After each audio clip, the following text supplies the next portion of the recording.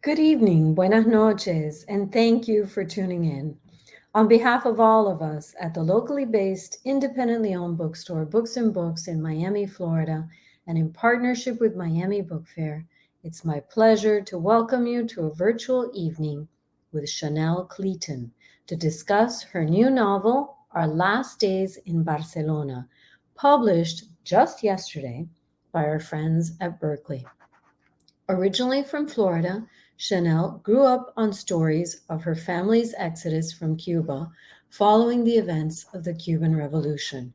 Her passion for politics and history continued during her years spent studying in England, where she earned a bachelor's degree in international relations from Richmond, the American International University in London, and a master's degree in global politics from the London School of Economics and Political Science.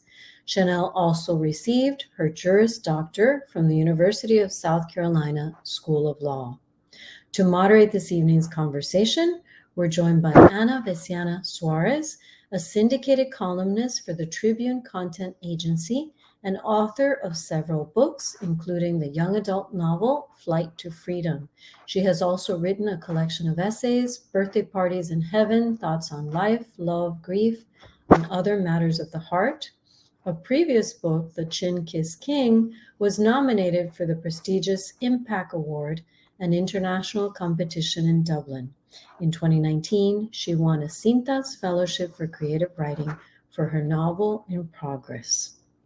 Just a quick reminder that throughout this evening's broadcast, you can post questions below in the Ask a Question feature at the bottom of the screen, and you can order your copy of Our Last Days in Barcelona from Books and Books, and we thank you for supporting independent bookstores everywhere. And now, without further ado, I'd like to welcome our guests to the virtual stage. Hello. Hi, thank you so much for having me. Thank you for being here. Hello. Hi, I'm so thrilled that we're able to chat this evening, and thank you Yes, and to everyone for welcome. joining us.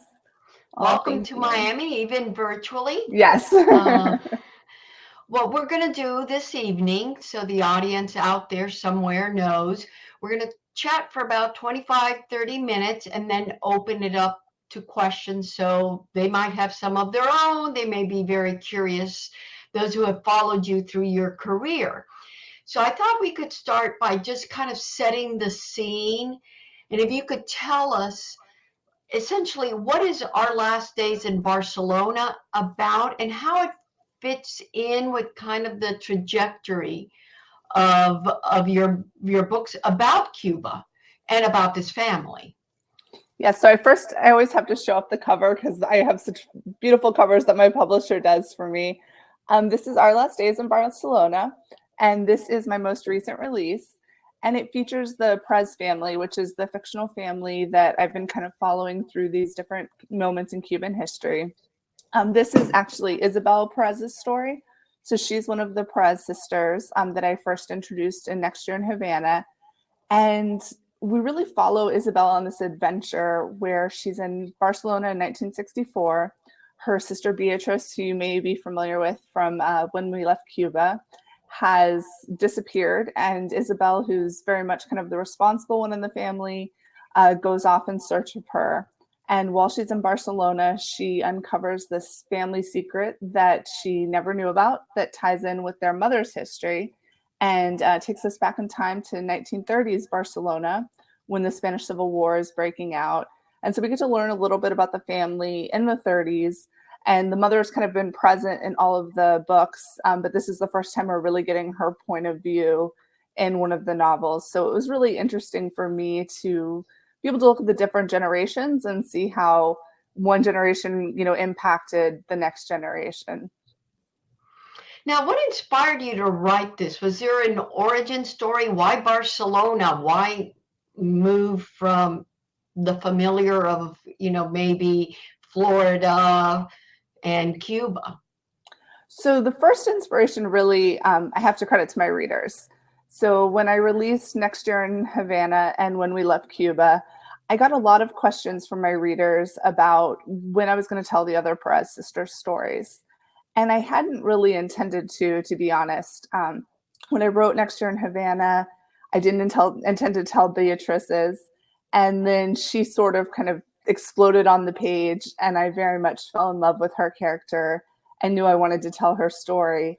But I think because I had spent so much time in Beatrice's head, and she and Isabel are often at odds with each other, I had a hard time imagining telling a story from Isabel's perspective and getting into her point of view. But as the questions started coming in and messages from readers, really requesting this, it started to inspire me. And I started to think about where Isabel would be in her life and what her journey would be, and really tried to appreciate kind of all she had been through as a character, all the experiences that have really impacted this family in Cuba during the revolution, and then after when they came to the United States.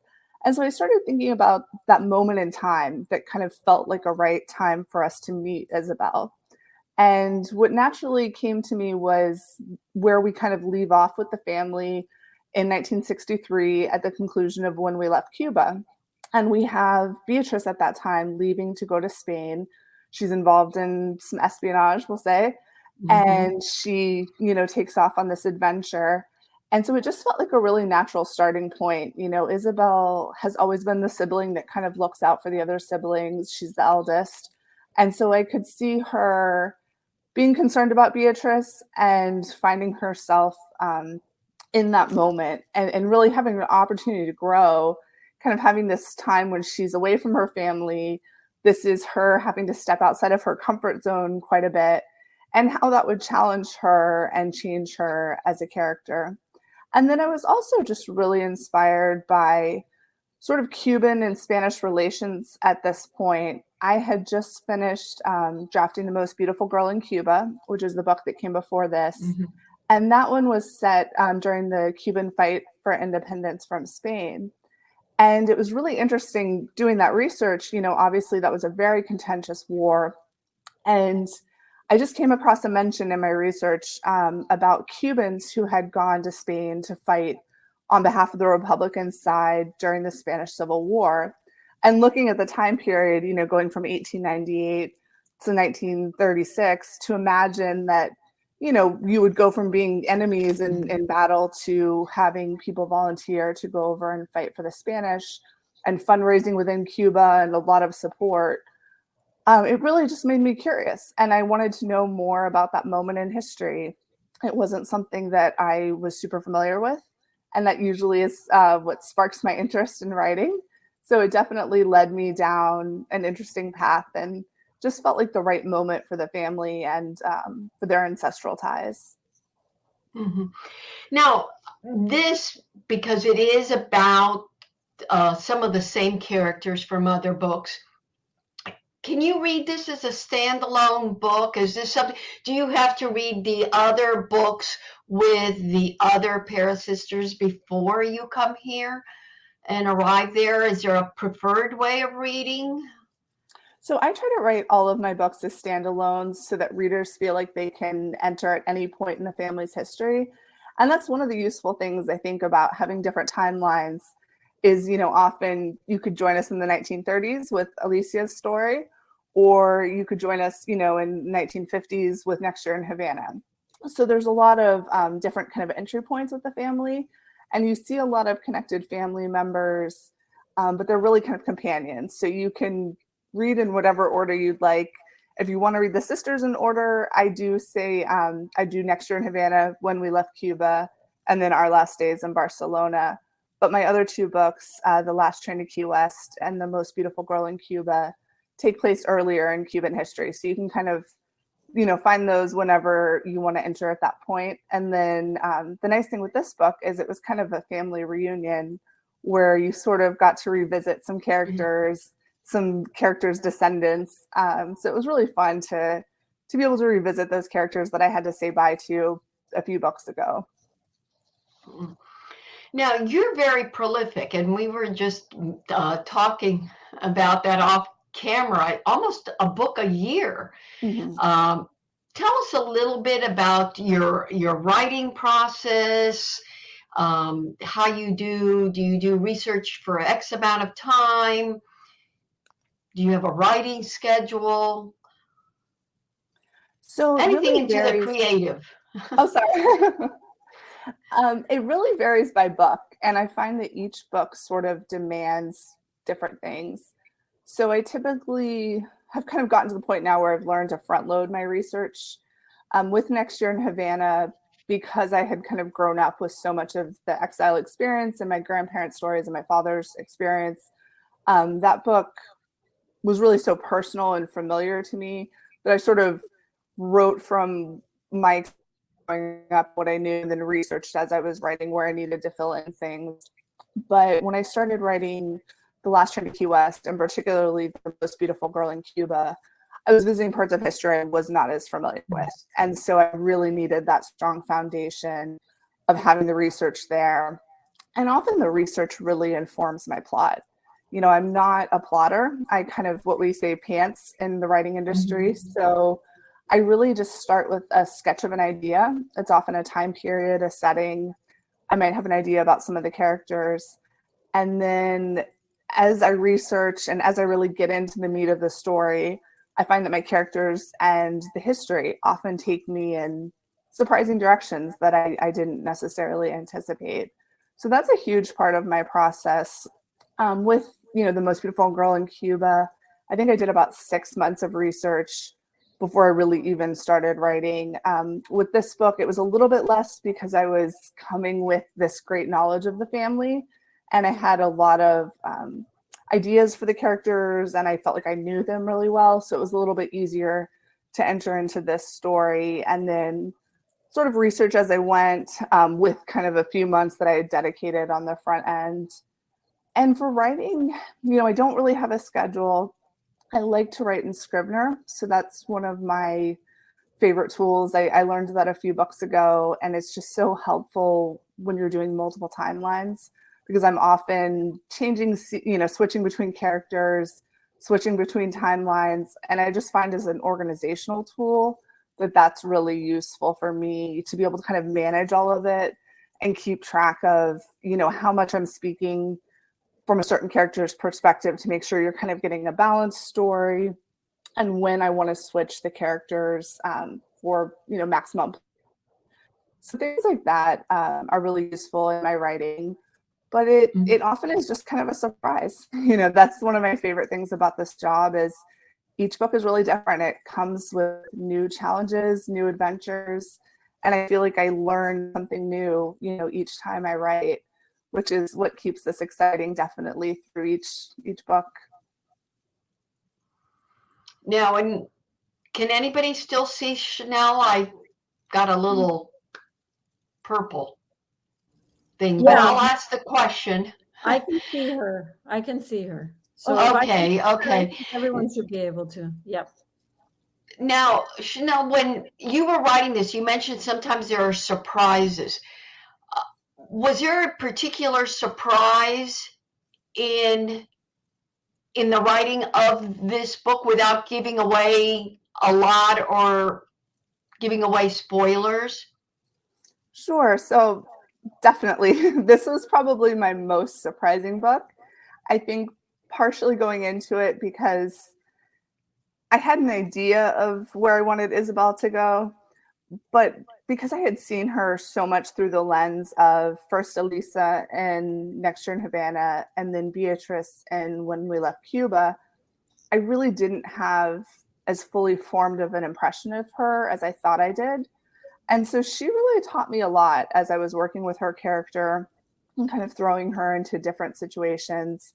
I found that she was a lot more adventurous than I'd realized.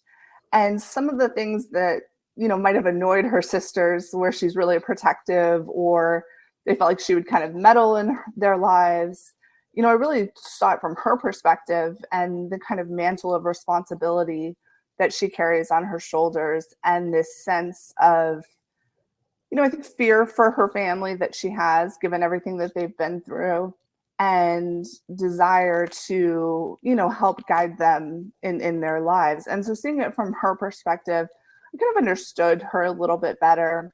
and some of the decisions that we've seen her make throughout the books that, at times when I was in Beatrice's head, I had a hard time with, but could certainly appreciate more.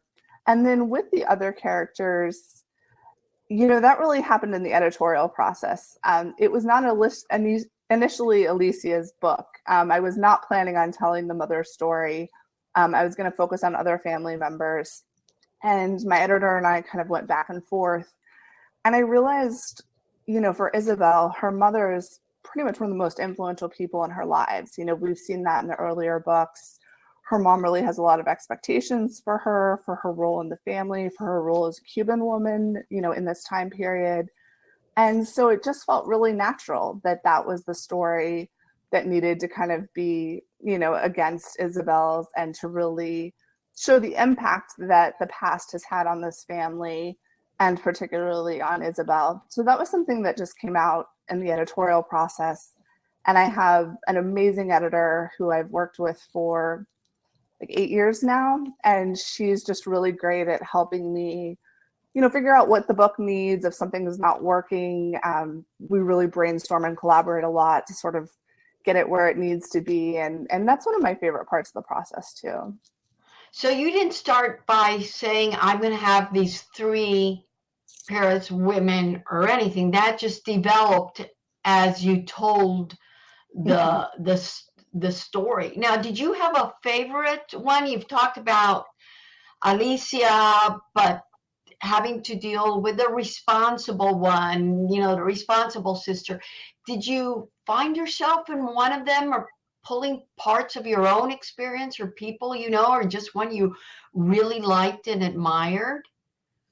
So I definitely try to always put parts of myself into all of my characters, be they a villain or a heroine or hero, just because I find that in those moments when you might get lost in the story, or the plot might, be going in unexpected directions, if I can kind of tug on that thread and that connection that I've established, it's a lot easier for me to understand kind of their motivations and all the different aspects of their personalities. So I definitely employ that a lot when I write. With this book, I loved different elements of all the stories. So you get Alicia in the 1930s, and then their cousin Rosa, who is a descendant of one of my characters from The Most Beautiful Girl in Cuba. She shows up, and you get her perspective in Cuba during the 1930s, and then Isabella in the 60s. And I found that, it almost was like a tapestry that kind of was woven together, where I found like each character helped me deepen my understanding of the other characters, and seeing their stories sort of come together really gave me kind of a broader perspective on the family as a whole. And that's one of the things I really love about working with different characters and different timelines is, the past so often informs the present, or at least influences it. And so I think it really enables me to kind of take a step back and, look at the full history and really appreciate those interactions both in the past and the present. So that was definitely fun with this book, and something I tend to do with a lot of my historical fiction. Was there a part or a character that was more challenging to either develop, to tell, or to just kind of carve out from the storyline? So Isabel was tough in the beginning, kind of for the reasons I mentioned, just where, I had some preconceived notions of her. And I've heard that from readers as well. Some readers have been like, oh, she was actually my least favorite sister.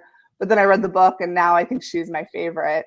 And that's pretty much what happened to me. I will admit she was probably my least favorite going into this book, just because I had spent so much time with the others. And at times they have really strong opinions about their sister, as, siblings do. And I really was surprised by, once I got over kind of that initial hurdle of seeing her through their eyes and starting to see her as her own person, I really, just fell in love with her character. And I had so much admiration for her strength, her loyalty, the sense of responsibility that she has. and how she takes care of her family. I mean, she's really kind of a caretaker for the family. And in a time when, I think she kind of had to put down some of her own aspirations and some of her own passions to support her family. And, her siblings kind of got to have these adventures, but because she was the eldest and the one that the family sort of relied upon, up until this point, she hasn't been able to. So it was really powerful and emotional for me to see her kind of get to let loose a bit and explore parts of her personality that I don't think she previously knew she had or felt comfortable expressing. So it really became just kind of a beautiful journey that I felt like I got to go on with her character, and really left an influence on me, and also really inspired me. And definitely she's a favorite now. So I have my readers to as the thank for that. oldest, yeah, as an oldest daughter, I really understand the dynamics of the family that I think probably a lot of people can associate with if you fit that role. I want to go back to something you talked about, doing the different timelines. And, as a writer, I know that can be really tricky because you're really telling different stories, then they have to be woven together to meet. And you do this extremely well in your books. And so how is that a conscious decision to tell the story this way? What are the challenges you face in doing that? So it definitely depends on the book. I definitely always have different points of view. So with The Most Beautiful in Cuba, I kind of stay in the same time period, but I have different characters that are giving you different perspectives on the conflict. And same thing with The Last Train to Key West. With Next Year in Havana and with Our Last Days in Barcelona, I felt like they were really generational stories, and part of that is really my own experiences, with Next Year in Havana. I was very close to my grandmother. I really grew up on kind of her memories. She lived with us, and her love of Cuba, and really was kind of inspired by how important it was to her to sort of pass down Cuban culture and heritage, and to keep sort of her vision of Cuba alive in exile. And so, with that book, it felt really natural that it should be a multi-generational story, because it was really about kind of keeping that alive and passing it down to generations. With Our Last Days in Barcelona, I think there was a generational component as well. And that was what we kind of kept coming to in edits. What is this impact on Isabel, and who is the character that is going to have this impact in the biggest way? And, it was kind of silly because once I'd gone through a couple drafts and I realized it needs to be her mother, it was so obvious. And I kind of was a little annoyed with myself that I didn't figure that out from the beginning. But sometimes it's like that with writing. You kind of have to play with the story and see what works and get to know your characters. And they really have to speak to you. I mean, I realize I talk about my characters like they're real life people, and I definitely sort of see them that way. And I'd find often, I might be kind of stuck, and then all of a sudden I hear their voice in a different way, or I realize there's something about them that I overlooked, and it kind of is like unlocking a door and you go into a whole other world and understanding of them. Or you can hear somebody say something or read something or watch something on TV that opens that door, is the key to it. It's a mystery how the mind works. Yes. I think your books also frequently deal with love, and love stories, and there's always that romantic part, for good and for bad. How are you attracted? Is that also a conscious effort? Is it something you like working with? Is it something that you've brought back from your previous books you've written? How does that work for you? So I started out writing romance. I think sometimes people don't realize that, people think Next Year in Havana was my debut, but I think I published about 10 romances before Next Year in Havana. And so I really had a passion for writing love stories and those character interactions. And that definitely has carried over with my historical fiction. it's something that I think particularly in these kind of pivotal moments in history, I'm really fascinated by kind of the intimate personal details, how people's daily lives are affected as they're going through, these really large world events, and the fact that, people are falling in love, and you have births and families and deaths, and they're going through normal life despite the fact that the world is, kind of unraveling around them, and they're being tested and challenged in new ways. And so I think for me, I find something very powerful about working on like that personal side of historical fiction and understanding, that intimate moment and moments in history. And that probably comes from, my family experience and just growing up on those stories and just being sort of awed by how difficult, that must have been to be going through just normal life challenges. And then also these events that are so far out of your control and just completely, upending your life. And sometimes those world events kind of amplify the emotions you're feeling. I know during the COVID pandemic, I've heard of various couples that just grew closer. Also, some of them fell apart, but they, it's the ones I know seem to have grown closer. I think there was a sense of urgency when you have the world coming apart in some ways. No, I think finally, that's, sorry. Yeah. No, I was going to say, I think that's very true. When you have those external factors that come into a relationship, it's really interesting to see how that plays into the relationship and kind of strips it bare to sort of a very elemental level, between the pairs, which is very interesting for me to kind of explore, I think. Kind of makes you focus on what really matters to you to do that. Lastly, before we open up to readers' questions or anything you might want to add that I haven't asked, Isabel discovers art, and it becomes her passion, and it's kind of an outlet, and it's towards, it's not something that you discover at 10 or anything. It's kind of a, she's doing a second act of passion. How, why did you decide that? Do you feel it's something you can associate with, or a message you wanted to deliver to your readers in some way? So I'll be honest, I'd love to be a Beatrice, but I am probably more of an Isabel. I'm very much kind of, a little more reserved and responsible and quieter. And I know for me, writing has been such an amazing gift. It's such an outlet for me. It's so cathartic at times.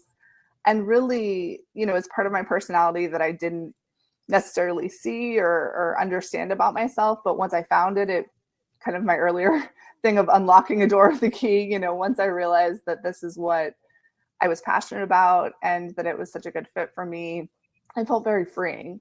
And so when I was kind of struggling in that beginning to get into Isabel's character and to understand her and to think about, the trauma that she had been through in her life and how self-contained she was because she sort of carried so much for her family, I wanted to give her something that felt like, it would free her and give her that secret place that she could really be herself and, not feel kind of the weight of those expectations that we've seen her have in the earlier books.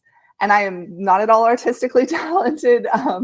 Art is not a gift of mine, but it just felt right for me with her. I don't know why. There's definitely things with my writing that I can't quite put my finger on, why that connection happens. But when I was thinking about what it would be for her, it didn't feel like it was writing. It didn't necessarily feel like it was music. There was just something about art that felt like it fit her. And so that was a great entry point for me to kind of understand her and also to open her world up so much. And then there's also practical, freedoms that the art kind of gives her. And I don't want to spoil the plot too much, but it really kind of helps her along the way. And I thought that that was something very empowering for her as well, because she is definitely hemmed in by circumstances. And this really gives her both practical and emotional freedom. Yeah.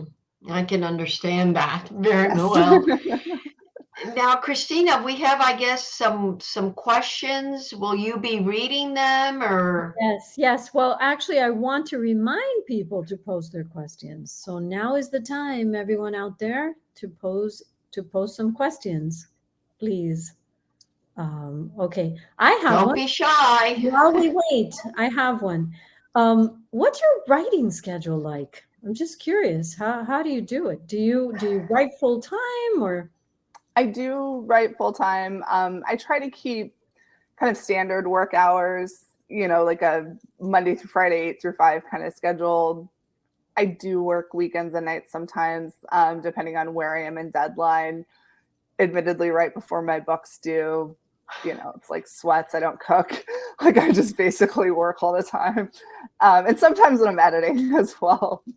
So I kind of mentally know there's certain parts of the year that are, definitely just like get the work done. Do you have any With a book a year, it's tough. I any will be rituals? honest. Any I'm sorry. rituals that you follow? Um, Not really. I can kind of write anywhere. I do write best when I'm out in public because I think there's less distraction. So like if I go to a cafe or something, that helps me. But with COVID, I had to learn to let go of that because I couldn't. So that was kind of tough. I had to just learn to be disciplined and like turn the internet off or whatever I needed to do so I could focus on getting the book done. But no, I just kind of sit down and write, and some days aren't great, and then I know that the next day needs to be a lot better and I need to have a better output. So yeah, it's kind of uneven, but I've learned not to force it. And on days that maybe I don't feel as creative, I try to do the business stuff. Then I'll kind of focus on social media, or if I have an interview or something, do those sorts of things. And then on the days that I really feel like I'm in the story, those are the days I try to capitalize on as much as possible. Thank you. Okay, so we have some questions. So questions. from Susana, did you travel to Barcelona for research? So I was fortunate that I've been before, and I've been to Marbella. And so I set the book, in those places. I had a plan to go for a research trip, and I think I pitched this book February 2020. So as you can imagine, my research trip got, kind of scuttled because of COVID. And there were like moments where it seemed like the world was getting maybe better. And I was like, oh, maybe I can go now. And then obviously things would get bad again. So I wasn't able to specifically go for this book. But fortunately, having been, that kind of helped. And I purposely did, set some scenes in Marbella because I had been there and felt comfortable with that. I had written another book that I had also set there. And then research was just really useful. Also when you're working with the past, it's kind of funny. There's a marina in Marbella that I had been in. And so I just naturally assumed like, oh, I can put this marina in the book. And then thankfully I caught the fact that it was not as old as I thought it was. And I realized it wouldn't have been around when my characters were there. So sometimes even when you go in real life, it's so hard when you're traveling decades in the past because things aren't quite how you remember them, or there have been changes. It's definitely always an adventure with historical fiction. How interesting. Thank you. So Michelle says, hi, Chanel. Absolutely loved this book. What are you working on next? Do you have another book coming out next summer? If so, what will it be about? So I do. My next book will probably be out in May, I would think. I just turned it into my editor fairly recently, and I think I have edits coming back probably next week. So that one is set in the 1930s, and it's set on a cruise ship. If anyone's familiar of the story of the SS Morro Castle, it was a cruise liner that went on a round trip cruise from New York to Havana and back. And in 1934, on the way back from Havana, it caught fire. And so it's a really tragic moment in history. It was one that I didn't know much about. And so the research process has been really interesting to kind of see what life was like on the ship. This is the Great Depression, obviously. So there's a lot of things going on externally that affect some of the politics on the ship.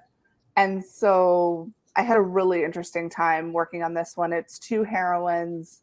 They're not tied to the Perez family. So while this focuses on Cuban American history, it's not a Perez book.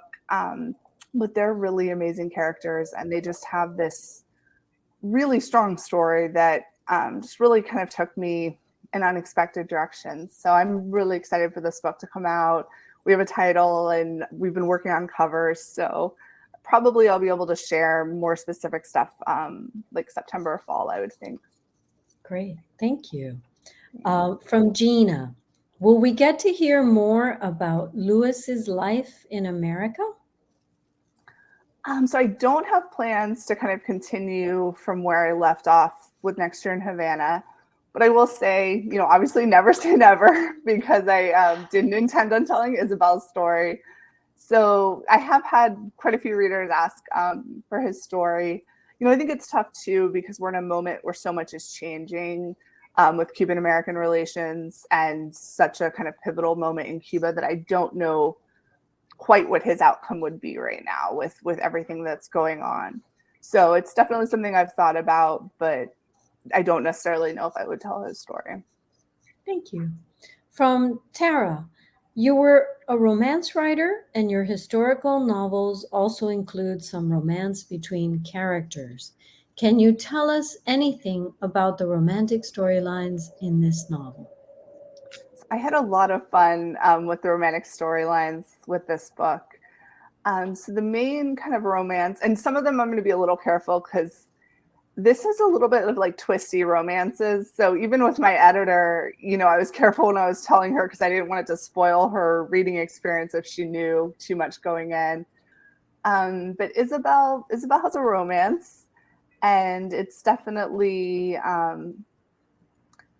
just like I kind of gave her art, and just like I sent her to Barcelona because I really felt like she needed an experience that would challenge her and sort of set her outside of her comfort zone.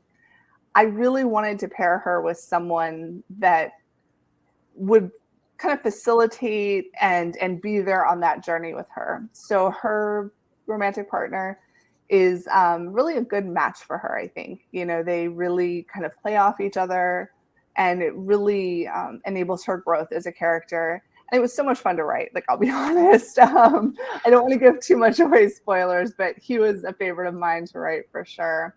And then the other two storylines with Alicia and Rosa do have romantic interests as well. And I will be honest, one of the things I do enjoy about historical fiction and writing these romantic storylines is, there's kind of a will they, won't they? We know that some of my books, people end up together, and sometimes they don't. And so you kind of get that angst and going through kind of those emotional moments with the characters. And that's something that I find really powerful to write. And I think that it also reveals a lot about my characters, seeing people in love, and also seeing kind of thwarted love, and how that, affects people. I think that's a realistic thing that so many people go through in their lives. And so you'll go on that journey with the characters, and I won't spoil, who ends up with who or how that works out, but it's definitely part of all of the characters' stories. Exciting. Thank you. So from Jessica, do you foresee yourself writing any other stories about the Perez family? Do you see yourself introducing us to a different family in the future? Well, that's a good question. I love my readers always give me the best inspiration. So I hadn't thought about introducing a new family. That is interesting. Now I'm thinking about that a little bit. With the Perez family, Maria is kind of left. She's the youngest. And I do have an idea for her. And it's something I think readers will really want. I just haven't quite found that moment in history. That's part of the challenge with historical fiction, is it's not just the personal growth that the characters go through. It's also, what is this external moment in history, and how is that driving or affecting their personal lives? And so that's the component I haven't quite figured out with her, particularly because of her age. I think just because she's younger than the characters. So we would kind of have to pick her up a little bit later in history, and just seeing how all of that would sort of play out. But I do have an idea for a romantic interest for her. So we'll see. It's definitely something kind of in the back of my mind. And when I hear from readers that that's something they're passionate about, it definitely inspires me to pursue that down the road. Thank you. From Lydia, Chanel, as always, I feel like I'm coming home with each and every one of your books. I look forward to experiencing the Paris family with each one. You have given all your readers such a gift. So this is more of a comment than a question. No, thank you so much. That means a great deal. But I love it. I love it. So absolutely. It is like coming home with each and every one of your books. And we love the connection that we have with you and Books and Books. So thank you so much for joining us tonight. This has been. Thank you both. You are so welcoming and so supportive. And thank you to everyone that came this evening.